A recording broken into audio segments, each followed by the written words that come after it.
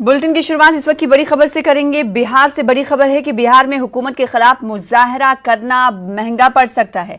जराये के मुताबिक महकमे दाखिला ने एक खत जारी किया है। इस खत के मुताबिक अगर कोई शख्स पुरतशद्दुद एहतजाज करता है और पुलिस उसके खिलाफ चार्जशीट दाखिल कर देती है, तब ऐसे शख्स को किसी भी तरह की सरकारी ठेके या सरकारी नौकरी का अहल नहीं माना जाएगा।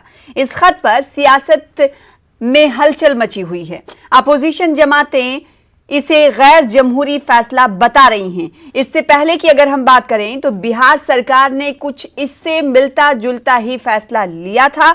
उस फैसले के तहत, उस तुगलकी फरमान के तहत भी सरकार पर कई सवाल उठाए गए थे।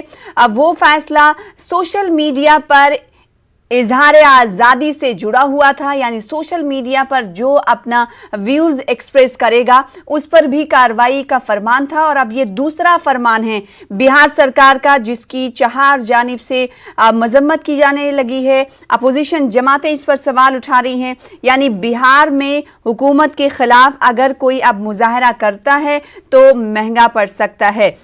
कहा यह जा रहा है कि महकमे दाखिला ने एक खत जारी किया है। उस खत को टीवी स्क्रीन पर कुछ देर पहले हम आपको दिखा रहे थे।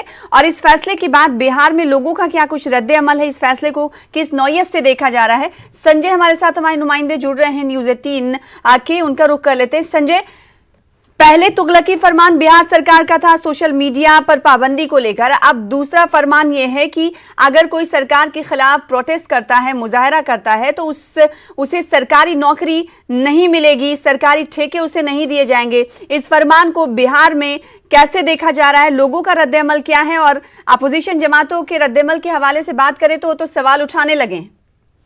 देखिए, निश्चित तौर पर, और सवाल केवल न केवल अपोजिशन पार्टी के लीडर्स उठा रहे हैं, बल्कि जो आम लोग हैं वो भी सवाल उठा रहे हैं, क्योंकि उनका सीधे तौर पर ये मानना है कि ये उनकी जो स्वतंत्रता है, अभिव्यक्ति की स्वतंत्रता, या फिर जो जन आंदोलन है उसमें वो भाग लेते हैं अपनी मांगों के समर्थन में, ये आजादी काल से ये परंपरा रही है। और इस पर अगर इस तरीके से कैरेक्टर सर्टिफिकेट में आप अगर पुलिस चार्जशीट फाइल करती है तो उसका जिक्र करें तो, और सरकारी नौकरी से वंचित कर देंगे या फिर सरकारी जो ठेके है वो उससे आप वंचित कर देंगे, तो कहीं ना कहीं जो उनका लोकतांत्रिक अधिकार है उसका वो हनन मान रहे हैं। आम लोगों की यही प्रतिक्रिया है इस पूरे मामले को लेकर। और ऐसे में एक पखवाड़े के अंदर ये दूसरी बार इस तरह का आदेश जारी किया गया। दरअसल पिछले दिनों मुख्य सचिव दीपक कुमार की अध्यक्षता में एक बैठक हुई थी और उसमें डीजीपी भी शामिल थे, और तब ये फैसला लिया गया था कि सरकारी ठेके में अगर आपका कैरेक्टर सर्टिफिकेट दिया जाता है और उसमें आप आपराधिक प्रवृत्ति के रहे होंगे तो आपको सरकारी ठेके से वंचित किया जाएगा। लेकिन अब सरकारी नौकरी की बात भी इसमें शामिल हो गई, तो निश्चित तौर पर कहीं न कहीं जो लोग हैं वो प्रभावित होंगे और सरकार के इस फैसले का विरोध होना शुरू हो गया है। न केवल प्रतिक्रिया सोशल मीडिया पर जाहिर की जा रही है, बल्कि लोग खुलकर भी इसके खिलाफ बोलने लगे हैं। जी जाहिर सी बात है, चार जानिब से इस फैसले की मजम्मत की जा रही, लेकिन सवाल ये उठता है कि आखिर इस फैसले की, इस फरमान की जरूरत क्यों आन पड़ी थी। संजय, देखिए, जरूरत इसलिए आ गई कि क्राइम कंट्रोल के एस्पेक्ट से राजधानी पटना में एक हाई प्रोफाइल मर्डर हुआ था, रुपेश हत्याकांड, जिसमें ये बात आई थी कि सरकारी जो ठेका है उसको लेकर एक विवाद हुआ था और विवाद के कारण संभवतः इस तरह की घटना की गई। तो सरकार ये चाहती है कि सरकारी ठेके में आपराधिक प्रवृत्ति के लोग ना आए, और इसलिए एहतियात के तौर पर इस तरह का कदम उठाया गया था, ताकि चूंकि बिहार में जितने भी टेंडर होते हैं उसमें बड़े बड़े कुख्यात अपराधियों का इन्वॉल्वमेंट होता है, तो सरकार इसे रोकना चाहती है।